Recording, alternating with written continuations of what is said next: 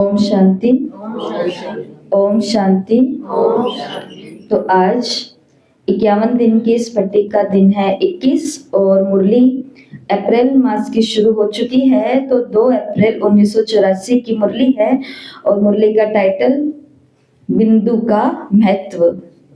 बिंदु का महत्व। बाबा ने मुरली में कहा, बिंदु के महत्व को जानो और महान बनो। बिंदु के महत्व को जानो और महान बनो। महत्व जानो, महान बनो। महत्व जानो, महान बनो। महत्व जानो, महान बनो। मुरली में बाबा ने बिल्कुल जो लौकिक संसार की बात है वही उदाहरण दिया है। एक के आगे एक बिंदु लगता है तो 10 हो जाता, फिर लगता है तो 100 बना देते, फिर लगाते हैं तो 1000 बना देते। बिंदु को बढ़ाते जाओ, संख्या बढ़ती जाएगी। तो कितना महत्व हुआ? बिंदु का ही सारा महत्व हुआ ना। तो बाबा ने कहा इसके लिए अपने जीवन में भी क्या लगाते जाना है? बिंदु। भाग्य विधाता बाप सभी बच्चों के को भाग्य बनाने की सहज विधि बता रहे हैं। ऐसा कोई संसार में कोई भी प्राणी नहीं होगा जो ये ना चाहे कि मुझे ना बताओ भाग्य बनाने की विधि क्या है। जो बहुत ही भाग्यशाली होते हैं, बहुत ही किस्मत बरदार होते हैं, बहुत ही तकदीरवान होते हैं, धन धान्य स्वास्थ्य पूत सपूत सबसे भरपूर होते हैं, वो आत्मा को भी सामने ला लिया जाए और कहा जाए आपको तो इसकी आवश्यकता नहीं है ना भाग्य बनाने की विधि को जानने की। वो आत्मा भी कहेगी नहीं, जानना तो मुझे भी है। तो ये जो भाग्य शब्द है ये भाग्य विधाता से निकल करके आता है, इसलिए हर आत्मा चाहती है कि मैं भाग्यवान कैसे बनूं। तो आज की मुरली को अच्छे से समझेंगे। आज की मुरली में विधि है भाग्य बनाने की अति सहज विधि, और वो अति सहज विधि है सिर्फ बिंदु के हिसाब को जानो। बिंदु का हिसाब है, उस हिसाब को जानो। सबसे सहज और महत्वशाली बिंदु का हिसाब सभी अच्छे तरीके से जान गए हो ना। बिंदु कहना और बिंदु बनना। बिंदु बन, बिंदु बाप को याद करना। बिंदु थे और अब बिंदु स्थिति में स्थित हो, बिंदु बाप समान बन मिलन मनाना।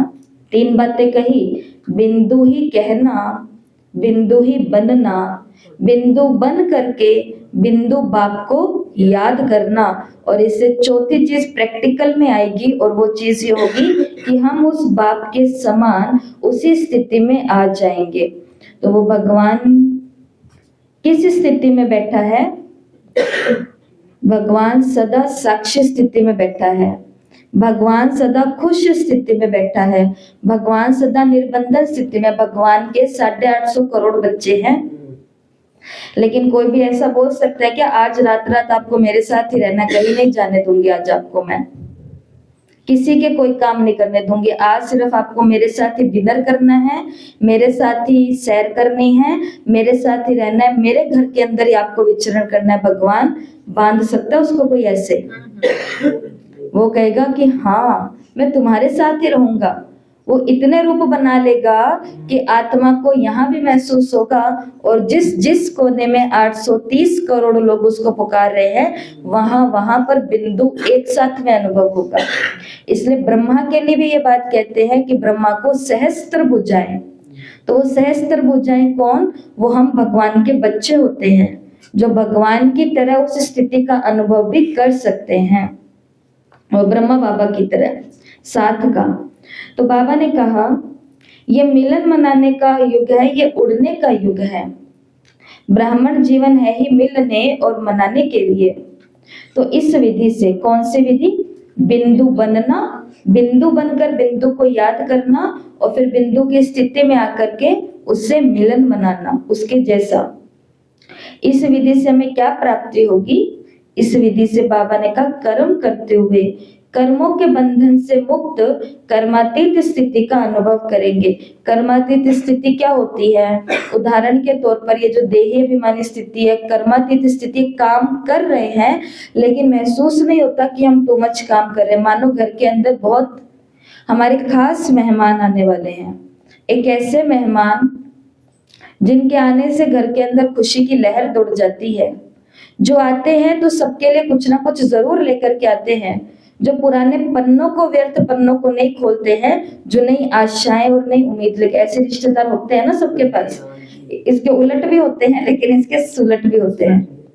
तो जब ऐसी आत्मा किसी के घर आती है ना, ऐसे रिश्तेदार किसी के पास आते हैं ना, वो घर के लोग जब काम कर रहे होते हैं, खाने की तैयारी, सफाइयाँ, मार्केट से कुछ लाना, गिफ्ट लेन देन करना, उस समय उनसे पूछो कि आपका हाथ कहाँ है और पैर कहाँ है, उनको कुछ नहीं पता चलेगा। अभी तक तो उनका सब दुख रहा था, अभी तक तो सब पेन हो रहा था, लेकिन जैसे सुना वो आ रहे हैं, इतने में क्या क्या बनाऊं और क्या क्या छोड़ूं समझ ही नहीं आ रहा है। ये कौन सी स्थिति होती है? ये देह से अलग स्थिति हो जाती है, देही स्थिति हो जाती है।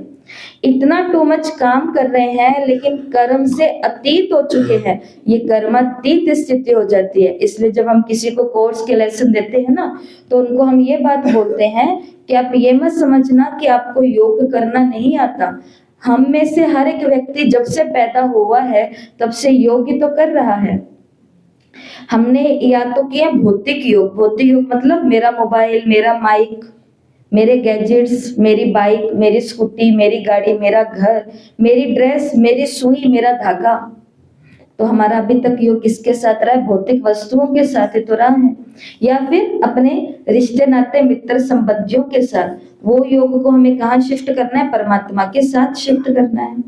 तो पहला तो जो बिंदु के महत्व को जानेगा, ये तीनों अभ्यास करेगा, वो कर्मातीत स्थिति का अनुभव करेगा कर्मों के बंधन में होते हुए भी। दूसरा, वो सदा बाप के साथ सर्व संबंधों में रहेगा। करण करावनहार बाप निमित्त बनाए करा रहे हैं तो स्वयं साक्षी बन गए, इसलिए संबंध की समृद्धि बंधन मुक्त बना देती है। आगे मुरली के अंदर बाबा ने कहा, संबंध में स्नेह के कारण प्राप्ति होती है, बंधन में खींचातान होता है, टेंशन के कारण दुख और अशांति की हलचल होती है। इसलिए बाप ने बिंदु का सहज हिसाब सिखा दिया तो देह का बंधन भी समाप्त हो गया। आज की मुरली में पहला मोह बाबा ने बताया है, ये देह आपकी, कौन कौन कहता है ये मेरी है? ये देह हमारी नहीं है, तो फिर ये देह किसकी है? ये बाबा को दे दी है, दी हुई देह है। जब आपका निजी बंधन, मेरा शरीर मेरी देह, ये बंधन समाप्त हुआ, मेरी देह कहेंगे क्या आपका अधिकार है? दी हुई वस्तु पर आपका अधिकार कैसे हो सकता? दे दी है या रख ली है, कहना तेरा और मानना मेरा। तो यहाँ पर याद आते हैं, सीता के पिताजी का क्या नाम था? जनक, राजा जनक। अष्टावक्र ने सब कुछ सिखा दिया, महल देख दिया, ज्ञान दे दिया, सब कुछ हो दिया। फिर अब वो जा रहे हैं, जाते जाते क्या ज्ञान दिया? जाते जाते यही ज्ञान दिया कि जनक कह रहा है कि सब कुछ तेरा तेरा करता हूं तो भी मेरी बुद्धि ऐसे क्यों नहीं रहती है ऊपर की तरफ। तो आगे से अष्टावक्र यही तो ज्ञान सुनाते हैं ना कि राजा, जब आप कह रहे हैं कि ये महल, ये माड़ी, ये क्या है, ये तन, ये धन, ये संपदा, ये प्रजा, ये सब कुछ तेरा तेरा तेरा, फिर आप बोल रहे हो कि ये मेरा मन जो है ये बहुत भटकता है, इसका क्या करूं? तो उन्होंने आगे से ज्ञान दिया कि ये मन किसका है? तो वो बोलते हैं ये मन भी उसका है। तो कहते हैं जब मन उसका है तो वो खुद कैसे सोच सकता है? सोचेगा भी वही जो वो चाहेगा। इसके लिए हमारा एक स्लोगन आता है ना, आप भगवान की याद में रहो तो आपके सोचने का काम भी भगवान करेंगे। और ऐसा ही होता है, हमको वही वही विचार आएंगे जो फलीभूत होने वाले हैं। जो फलीभूत होने वाले ही नहीं है वो विचार नहीं आते। लेकिन ऐसी तरक्की को प्राप्त करने के लिए पहले क्या बनना पड़ेगा? और किसको याद करना पड़ेगा? और बिंदु में समाना पड़ेगा। कहते हो तेरा और मानते अपना तो नहीं हो। जहां तेरा कहा वहां मेरेपन का बंधन समाप्त हो गया। ये हद का मेरा, ये भी मोह का धागा है। धागा कहो, जंजीर कहो, रस्सी कहो, ये बंधन में बांधता तो है ना। जब सब कुछ आपका है, ये संबंध जोड़ लिया तो बंधन समाप्त हो जाता है। तो आज बाबा ने कर्मातीत स्थिति या निर्बंधन अवस्था के लिए बोला है कि सब कुछ किसका है, बाबा को बोलो आपका है। ये करने से क्या होएगा, सच में भगवान ये शरीर हमसे ले नहीं लेगा कि हमको मार करके बुला लेगा अपने पास। भगवान को कहेंगे भगवान ये घर तेरा है, तो सच में वो आकर के प्रॉपर्टी अपने नाम नहीं कर लेगा। भगवान ये पैसा तेरा है, तो सच में वो आकर के पैसा हमसे लेकर के चला नहीं जाएगा। लेकिन इन चीजों को मेरा कहने से एक टेंशन भी साथ में आती है। जैसे एक माता पिता होते हैं, उनको अपने बच्चे की जितनी चिंता होती है उतनी चिंता उसको सब बच्चों की क्यों? क्योंकि वो किसका बच्चा है, मेरा। वो किसकी गाड़ी है, मेरी। वो किसका शरीर है, मेरा। इसलिए तकलीफ हो रही है, टेंशन। और टेंशन के साथ क्या आती है, दुख और अशांति। इसके लिए क्या बोल दो, ये घर किसका, कुछ नहीं लेगा वो उसके अंदर इतने अच्छे वाइब्रेशन कर देगा कि जो घर मेरे को ही खाने को आता था, वो घर आज मेरे को क्या देगा, सुख देगा। ये पैसा बाबा का, ये रिश्ते बाबा के, सब कुछ बाबा का। और ये शरीर भी, शरीर बाबा का कहना इसका मतलब क्या होता है, जल्दी बताओ। ये देह बाबा का है, कैसे मानेंगे कि ये देह बाबा का है? हाँ जी, ये देह भगवान की है, कैसे मानेंगे? मैं खुद एक आत्मा ने कह दिया कि बाबा ये शरीर आपका, ये तन आपका। आरती में गाया ना, तन मन धन सब कुछ तेरा, क्या लागे मेरा। तो उसका मतलब यही था कि शरीर भगवान का। इसका मतलब पहला काम जो भगवान देगा, ये पहला काम शरीर उसका करेगा।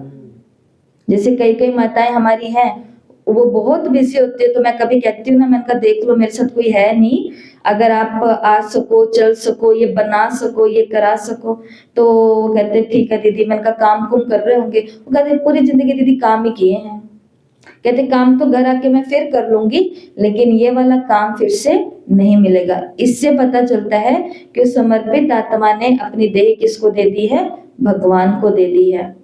इसी प्रकार से जब बात आती है मन की, इसी प्रकार से जब बात आती है धन की, इसी प्रकार से जब बात आती है संबंधों की, तो संबंध में भी पहला संबंधी मेरा कौन है? अगर टेंशन से और दुख और अशांति से बचना है तो, नहीं तो अपनी अपनी मर्जी है।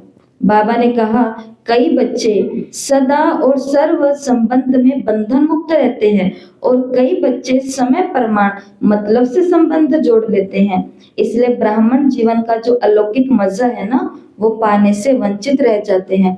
आपने देखे होंगे कई कई ब्राह्मण ऐसे हैं जो उड़ते ही रहते हैं, ऊपर ही रहते हैं वो, और कई कई ब्राह्मण ऐसे हैं जो कभी ऊपर हैं और कभी नीचे हैं, कभी खुश हैं, कभी उदास हैं, कभी मस्त हैं और कभी बिना मस्त हैं। तो बाबा ने कहा ये ब्राह्मण रूहानी अलौकिक जीवन का मजा जो है ना, इससे वंचित रह जाओगे। कब? जब सदा और सारे संबंध पिता से नहीं जोड़ोगे, मतलब से संबंध जोड़ेंगे। फिर बाबा ने 10, 100 और 1000 का मतलब बता दिया। कोई कितना भी व्यस्त हो, तंदुरुस्त ना हो, बुद्धि से भी कमजोर हो, लेकिन बिंदु का हिसाब तो जान सकता है ना। माताएं भी हिसाब में तो होशियार, माताएं तो बहुत होशियार होती है। जब कोविड आया था तो वो 2000 नहीं, जब 500, कोविड कहाँ से याद आ गया, जब 500 और 1000 की नोटबंदी हुई थी, माताओं का हाल क्या हुआ था। कई कई माताओं का करे तो क्या करे, क्योंकि वो नोट बदली कराने हैं, घर में किसी को मालूम नहीं है, अब वो निकालने तो पड़ेंगे। और फिर उधर से सारा हिसाब बाहर निकल करके आया। लेकिन अच्छी बात ये होती है कि माताएं किसके लिए सेविंग्स करती है। अच्छी बात भी यही है कि वो भी एक बुरी परिस्थिति जिसके कारण कोई तनाव में ना चला जाए, उसकी रक्षा के लिए। बाबा ने कहा ये जो पॉइंट का हिसाब है ना, बिंदु का हिसाब, कोई कितना भी बिजी हो, कोई कितना भी बीमार हो, और कोई कितना भी बुद्धि से कमजोर हो, चाहे कोई भी हो, लेकिन बिंदु का हिसाब तो सब रख सकते हैं। फिर बाबा ने घर पहुंचने की मुबारक दी है, अपने घर में आए हो डबल प्राप्ति होती है। मुझे ये बात बहुत अच्छी लगी। बाबा ने कहा यहाँ तुमको आराम भी मिलता और राम भी मिलता। भगवान के घर में देखो हमें आराम भी मिलता है और राम भी मिलता है। ऐसे दुनिया में बहुत स्थान है जहाँ आराम मिल जाता है, लेकिन उस आराम की जगह राम भी मिले ये नहीं होता। और कई स्थान ऐसे हैं जहाँ राम भी मिल सकते हैं, लेकिन वहाँ आराम भी मिले ये जरूरी नहीं होता। लेकिन भगवान के घर में हमें आराम भी मिलता है और राम भी मिलता है। अभी सब लोग बोल रहे हैं मधुबन कब जाना है, छुट्टियों में मधुबन कब जाना है, क्योंकि कई लोगों से उन्होंने सुन लिया कि वहां पर बहुत आराम भी है और वहां पर क्लासेस भी बहुत अच्छी अच्छी होती हैं। नाम भी बदल दिया ना, अबूराज। माउंट का नाम बदल दिया, माउंट आबू का। तो बाबा ने कहा दादियों से कि अभी विशेष उड़ाने का समय है, तो ऐसे उड़ाती हो, किस विधि से सबको उड़ाना है। क्लास सुनते सुनते देखो क्लास कराने वाले बन गए हो। जो भी विषय आप शुरू करेंगे उसके पहले उस विषय की पॉइंट सबके पास होगी, तो कौन सी विधि से उड़ाना है इसका प्लान बनाना। चाहे स्वयं के संस्कारों का बोझ है, चाहे संगठन का है, लेकिन बोझ कभी उड़ने नहीं देगा। अभी कोई उड़ते भी हैं तो दूसरे के जोर से उड़ते हैं, लेकिन दूसरे के जोर से उड़ने वाले कितना समय उड़ेंगे। कोई आपको, मेरे अंदर कुछ करने की ताकत ही नहीं होती, मैं हर बात में पहले ना कर देती हूँ, और हर बार कोई है जो मेरे को धक्का दे करके हाँ करवाता है, फिर मेरे को खुशी भी बहुत मिलती है, अच्छा हुआ मैंने ये कर दिया। बाबा ने कहा उड़ाने वाला, जोर देने वाला, कब तक उसके जोर पर हम चल पाएंगे। कभी ना कभी उनको कोई और ऐसे मिलेंगे जिसको आपसे ज्यादा जरूरत है उनकी, फिर वो उनमें ताकत भरनी शुरू कर देंगे, और उड़ वही आत्मा शक्ति है जो खुद से उड़े। इसलिए क्या कहते हैं, अपनी घोट तो नशा चढ़े, अपनी भांग घोटो तो क्या चढ़ेगा, नशा चढ़ेगा। तो बाबा ने कहा ये विधि है। और मुरली के लास्ट में टीचर्स के लिए बाबा ने कहा अच्छी पॉइंट है, ये हम सभी के लिए ही है। बाबा के सामने तो उसमें टीचर्स है, लेकिन हर आत्मा के लिए पॉइंट है। ड्रामानुसार उड़ती कला का साधन मिला है।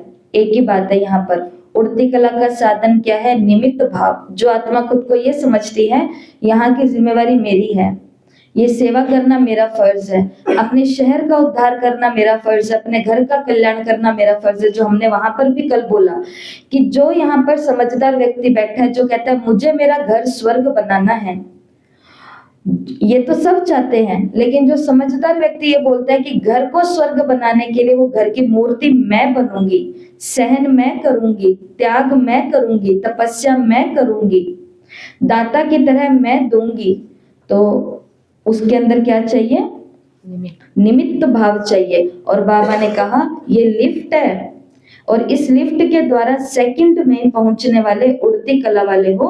अब चढ़ने वाले नहीं, हिलने वाले नहीं, लेकिन हिलाने से बचाने वाले हो। औरों को भी हिलाने से अब हमको क्या करना है, बचाना है। तो इस मुरली के मेन पॉइंट सुन लेते हैं, और फिर आज अभ्यास का ही होमवर्क है, लिखत का होमवर्क नहीं है। तो पहली मुरली की शुरुआत में बाबा ने हमें कहा कि जो सदा अपना भाग्य बनाना चाहता है उसकी एक विधि होती है, और वो विधि है बिंदु के हिसाब को जानो। आप कितने भी बिजी होते हैं, हमारे डॉक्टर भाई देखो कितने बिजी हैं, देश को चलाने वाली राष्ट्रपति से तो ज्यादा बिजी कोई नहीं होगा ना।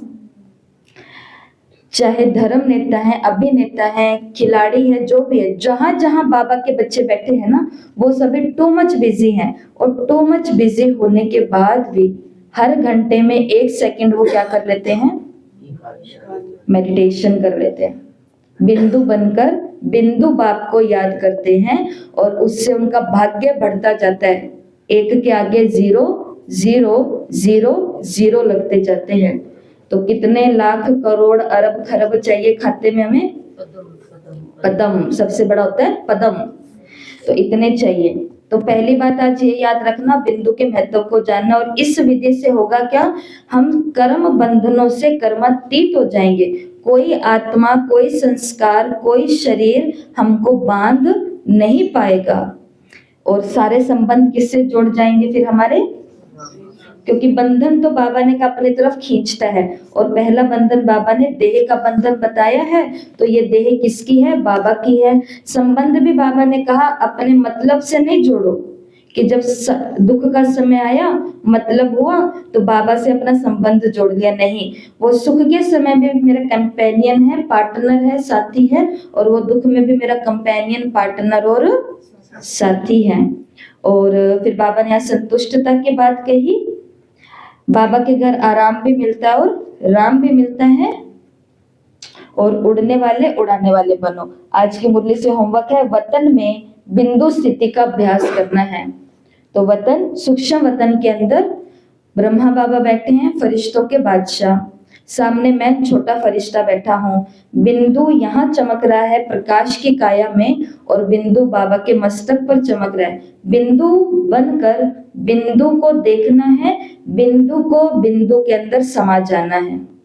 ये अभ्यास हो सकता है? गहरी सोच में चले गए ना, इसलिए पूछ रही। हो सकता है ना ये?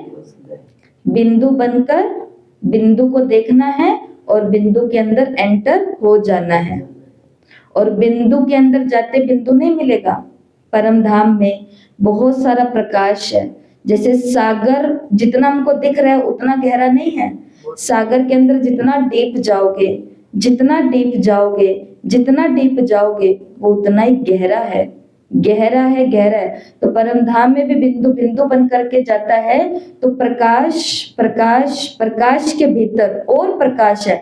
कहीं दूर वो चमकता हुआ सितारा दिख रहा है, और गहरा जाना है, और गहरा जाना है। और आप सबने अनुभव किया है, हमने किया है, वो ऐसी अवस्था होती है जहां पर आत्मा सोचना बंद कर देती है। वहां पर फिर लगता है सभी चिंता पर बिंदु, और आत्मा का भाग्य उदय होना शुरू हो जाता है। तो बहुत छोटी प्रैक्टिस है ये। प्रैक्टिस माताएं, बच्चे, बड़े सब कर सकते हैं। तो मुरली घर जाके सभी को एक बारी पढ़नी है, टेस्ट देना है, और आज पूरा दिन ये प्रैक्टिस करनी है। ओम शांति। अभी व्हाइट लाइट के अंदर ही